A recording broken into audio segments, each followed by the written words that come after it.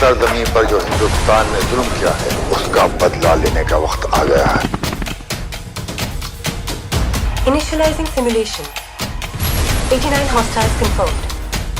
आदमी दिखाई नहीं दे ऐसा फॉर्मूला, ये कैसे हो सकता है?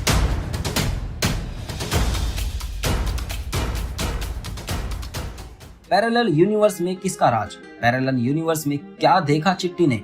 पैरेलल यूनिवर्स में किसका दबदबा है? हेलो दोस्तों, मैं नितिन आपका स्वागत करता हूं बॉलीग्रैड स्टूडियोज में। अब तक की कहानी में आपने देखा था कि कैसे चिट्टी द रोबो पहुंच गया है पोर्टल के उस पैरेलल यूनिवर्स में और दूसरी तरफ पोर्टल को स्टेबल करने की कोशिश में लगे हैं नीला और वशीकरण। पैरेलल यूनिवर्स के उस पार जब चिट्टी पहुंचता है तो कुछ और ही नजारा होता है। दूर दूर तक किसी भी इंसान का निशान भी नहीं होता। न सिर्फ इंसान बल्कि कोई जानवर या पेड़ भी नहीं दिखते। सभी जगह एक खौफनाक सन्नाटा, हर तरफ सिर्फ मेटल्स ही दिखाई दे रहे हैं। तब चिट्टी को लगता है कि यहाँ कोई वॉर हुआ था, पर क्योंकि ये एक पैरेलल यूनिवर्स है इसीलिए चिट्टी कुछ भी डिसाइड करने से पहले आगे और भी एक्सप्लोर करना चाहता है। आगे बढ़ने पर उसे उस सुनसान इलाके में कुछ रोबोट्स जंक को कलेक्ट करते हुए दिखाई देते हैं। जंक यानी मेटल का कबाड़। हालांकि ये रोबोट्स काफी एडवांस थे, उनकी दुनिया से बेहद अलग। चिट्टी अपने विजुअल स्कैन के थ्रू उन रोबोट को स्कैन करता है और उसे पता चलता है कि पैरेलल यूनिवर्स का समय उसकी दुनिया जैसे ही है और ये रोबोट 8 साल पहले ही मैन्युफैक्चर्ड हुए थे।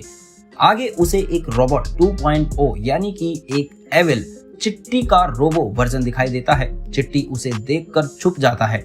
फिर चिट्टी देखता है कि एविल चिट्टी की ही तरह कई सारे रोबोट्स एक साथ मिलकर कई तरह के काम कर रहे हैं। ऐसा लग रहा है कि मानो इंसानों की जगह रोबोट्स ने ले ली है। इसीलिए चिट्टी इस पैरेलल यूनिवर्स में निकल पड़ता है किसी इंसान की तलाश में। वो सिग्नल ट्रांसमीटर के थ्रू वशीकरण को पैरेलल यूनिवर्स के इस नज़ारे के बारे में बताता है और फिर निकल पड़ता है इस रोबोटिक दुनिया में किसी इंसानी वजूद की खोज में। सब तरफ एविल रोबोट्स ही सेना है, पर फिर भी बचते बचाते चिट्टी किसी सुनसान इलाके में पहुंच जाता है और वहां अपने विजुअल स्कैन के थ्रू इंसानी वजूद की तलाश करता है। वहां एक इलाके से कोई अननोन सिग्नल जो कि दूसरी दुनिया के वशीकरण के गैजेट से निकलने वाले सिग्नल जैसा ही सिमिलर था। चिट्टी इस सिग्नल का पीछा करते करते हुए उस मेटल सिटी से बहुत दूर निकल जाता है जहां उसे उस सिग्नल का सोर्स मिल जाता है। वो सोर्स कहीं और से नहीं बल्कि वशीकरण के ट्रांसमिशन डिवाइस से ही आ रहा था, यानी कि इस पैरेलल का वशीकरण आसपास ही था। चिट्टी हर तरफ देखता है पर वशीकरण का कोई भी नामो निशान उसे वहां नहीं दिखता। उसे कुछ दूर आगे जंगल दिखता है जहां से उसे थर्मल इमेजिंग के थ्रू किसी लिविंग स्पेसीज के होने का हिंट मिलता है। हालांकि वो किसी इंसान जैसा नहीं लग रहा था, पर फिर भी चिट्टी इस सोर्स का पीछा करने की सोचता है।